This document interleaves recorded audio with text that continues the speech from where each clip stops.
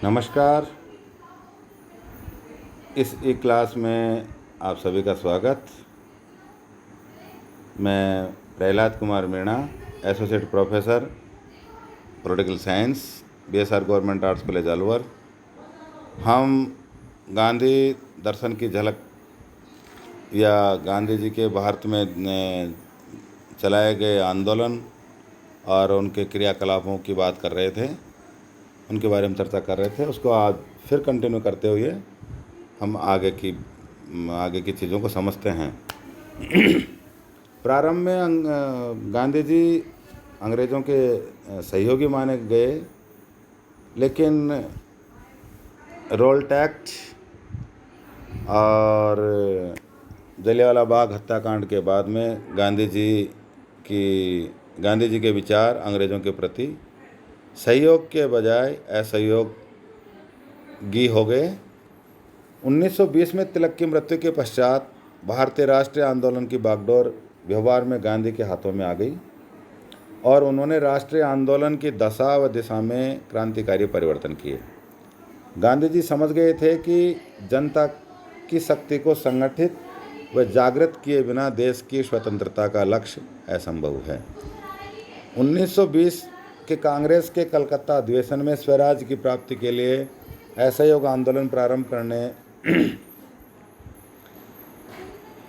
में गांधी जी के प्रस्ताव को स्वीकार कर लिया।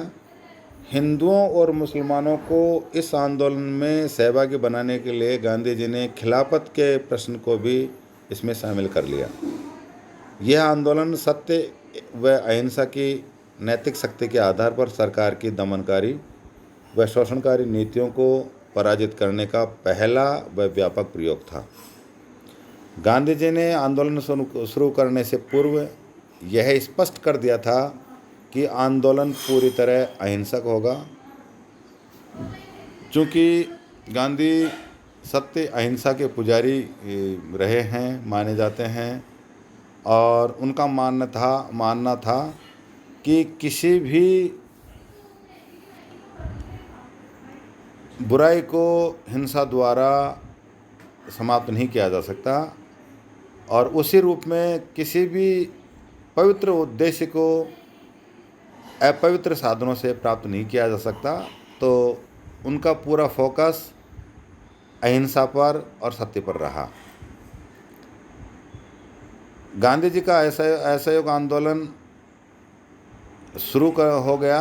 प्रारंभ में अहिंसक रहा, परंतु फरवरी 1922 में उत्तर प्रदेश के गोरखपुर जिले के चौरी चौरा नामक स्थान पर आंदोलनकारियों की भीड़ ने एक पुलिस थाने में आग लगा दी और आंदोलन को हिंसक बना दिया। इस पुलिस थाने में आग लगाने के कारण कई पुलिस कर्मियों की आग से जलकर मृत्यु हो गई।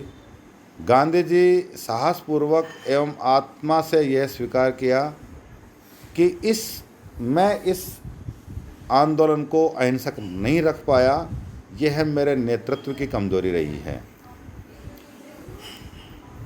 मैं जनता को अहिंसक आंदोलन के लिए पूरी तरह तैयार नहीं कर पाया और गांधी जी ने असहयोग आंदोलन को समाप्त करने की घोषणा कर दी। गांधी जी ने बिल्कुल पवित्र मन से स्वीकार किया कि मैं जनता को अहिंसा की शक्ति को पूरी तरह से समाप्त नहीं समझा पाया और ये मेरे नेतृत्व की कमजोरी रही, इसलिए मैं इस हिंसक आंदोलन को समाप्त करने की घोषणा करता हूँ। जनता पूरी तरह आंदोलन को बढ़ाने के लिए तैयार थी और एक समय ऐसा लग रहा था कि ये असहयोग आंदोलन और ये आंदोलन भारत को आज़ादी दिला देगा उस समय।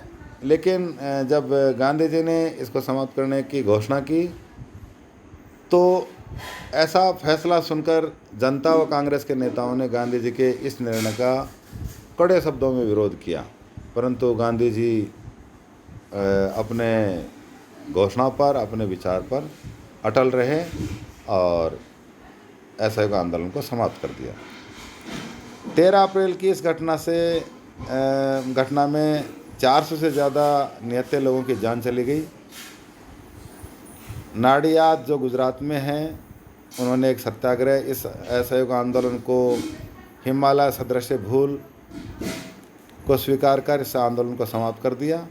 हालांकि ये आंदोलन पहला प्रयोग पूरी तरह सफल नहीं हुआ, किंतु इसमें भारतीय जनता में अहिंसक आंदोलन व उसके माध्यम से दमनकारी शक्तियों को पराजित करने के सामर्थ्य के प्रति एक आस्था जागृत हुई। इस नरसंहार के बाद अंग्रेज़ों ने गांधी जी पर राजद्रोह का मुकदमा लगाकर 6 वर्ष का कारावास दिया, परंतु स्वास्थ्य खराब होने के कारण 1924 में या समय से पहले ही उनको जेल से रिहा करना पड़ा। 1924 में हुए हिंदू मुसलमानों के दंगों से दुखी होकर उन्होंने 21 दिन का पहली बार उपवास भी किया। इस आंदोलन की समाप्ति के बाद गांधी जी ने कांग्रेस के नेताओं से अनुरोध किया कि सक्रिय राजनीति आंदोलन करने से पूर्व सामाजिक पुनर्निर्माण के कार्य करने में लगे, चूँकि अगर सामाजिक पुनर्निर्माण हो गया तो हो सकता है कि भारत की स्वतंत्रता में सामाजिक पुनर्निर्माण या जो सामाजिक जागृति है वो बहुत बड़ी भूमिका उसमें निभा सकती है। स्वयं गांधी जी ने 1929 तक अपना पूरा समय सामाजिक रचनात्मक आंदोलन व कार्यों में लगाया और उन्होंने स्वदेशी व खादी का प्रचार कर भारतीय अर्थव्यवस्था को आत्मनिर्भर स्वरूप प्रदान करने का कार्य किया। अस्पृश्यता या छुआछूत की समाप्ति के लिए जो कि शताब्दियों से समाज में फैली हुई बुराई थी उसको समाप्त करने का संकल्प लिया और हिंदू मुस्लिम एकता को प्रोत्साहन देकर भारत में राष्ट्रीयता की भावना को सांप्रदायिक संकीर्णता से समाप्त करने का दृढ़ संकल्प लेकर इस पर कार्य करने पर बल दिया। 1930 में गांधी जी ने सविनय अवज्ञा आंदोलन शुरू किया। एक बार देश की जनता को पुनः सक्रिय राष्ट्रीय आंदोलन के माध्यम से अंग्रेजी सरकार को चुनौती दी। 1931 में गांधी इरविन समझौता हुआ। गांधी जी गोलमेज सम्मेलन में भाग लेने कांग्रेस की तरफ से एकमात्र प्रतिनिधि के रूप में इंग्लैंड गए, लेकिन सम्मेलन सफल नहीं रहा और गांधी जी को भारत आते ही गिरफ्तार कर लिया। रिहा होने पर गांधी जी ने हरिजनों के हितों एवं खादी के प्रचार व कुटीर उद्योगों को प्रोत्साहन देने में कार्य करने लग गए। 1934 में गांधी जी ने कांग्रेस की सदस्यता से इस्तीफा दे दिया, किंतु वो कांग्रेस से बाहर रहकर भी राष्ट्रीय आंदोलन का पथ प्रदर्शन करते रहे। 1942 में गांधी जी भारत छोड़ो आंदोलन की बागडोर एक बार फिर अपने हाथों में ली। ये भारतीय स्वतंत्रता का निर्णायक चरण था। उनको जेल में बंद कर दिया गया। फूट डालो और राज करो की नीति के अनुसार अंग्रेज़ों ने मुसलमानों को आंदोलन से अलग रखने के प्रयास, मुस्लिम लीग की गतिविधियों को प्रोत्साहन तथा कांग्रेस को हिंदुओं का एक संगठन साबित करने का दुष्प्रचार करने में अपना फोकस किया या करने लगे, दुष्प्रचार करने लगे। इस नीति के परिणाम स्वरूप मुस्लिम लीग ने मोहम्मद अली जिन्ना के नेतृत्व में अलग से मुस्लिम राष्ट्र की मांग शुरू कर दी। चूँकि अंग्रेज़ जानते थे कि अगर हिंदू मुस्लिम एक रहेंगे तो हम भारत में ज़्यादा दिनों तक अपना साम्राज्य नहीं रख पाएंगे, इसलिए उन्होंने सांप्रदायिकता फैलाने के लिए जिन्ना को उकसाया, जो मुस्लिम लीग के नेता थे, और अलग पृथक राष्ट्र की मांग उनके द्वारा करवा दी। गांधी जी जिन्ना से मिलकर पृथक राष्ट्र बनाने की मांग को त्यागने के प्रयास किए, पर गांधी जी इसमें सफल नहीं हो सके। 1946 में लीग की सीधी कार्रवाई के परिणाम स्वरूप बंगाल में हिंदुओं पर अमानवीय अत्याचार किए गए। नोआखाली में भारी नरसंहार हुआ। गांधी जी ने बंगाल जाकर इस सांप्रदायिक आग को शांत करने का प्रयास किया, पर अत्याचारों व हत्यारों पर ज़्यादा इनका कोई प्रभाव नहीं पड़ा। गांधी जी की इच्छा के खिलाफ 15 अगस्त 1947 को भारत व पाकिस्तान दो पृथक राज्यों का उदय हुआ। विभाजन की पृष्ठभूमि में और विभाजन के पश्चात फैली सांप्रदायिक हिंसा में गांधी को पूरी तरह झकझोर दिया। 14 अगस्त 1947 की अर्धरात्रि को देश आज़ादी का जश्न मना रहा था और गांधी जी बंगाल में फैली सांप्रदायिक हिंसा की आग को शांत करने में लगे थे।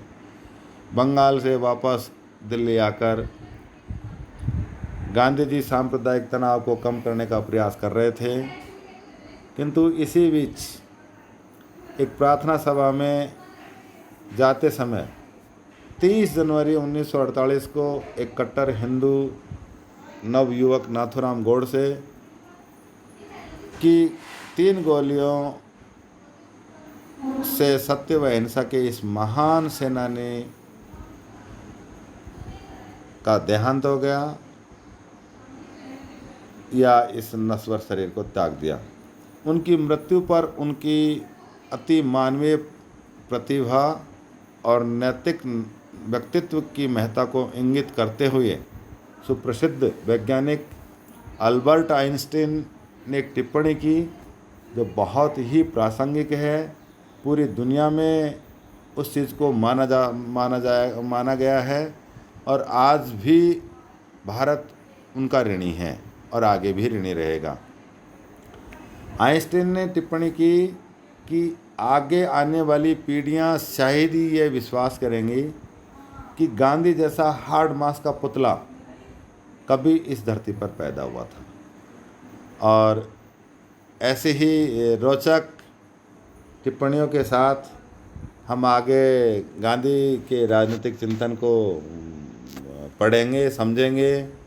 उसमें गांधी जी के द्वारा किए गए प्रयास, उनके दर्शन, उनके व्यक्तित्व, उनके विचारों को जानेंगे, उनके आर्थिक, उनके राजनीतिक, उनके सामाजिक और दूसरे जो क्षेत्र हैं उनके बारे में हम जानकारी लेंगे। धन्यवाद। घर में रहें, सुरक्षित रहें।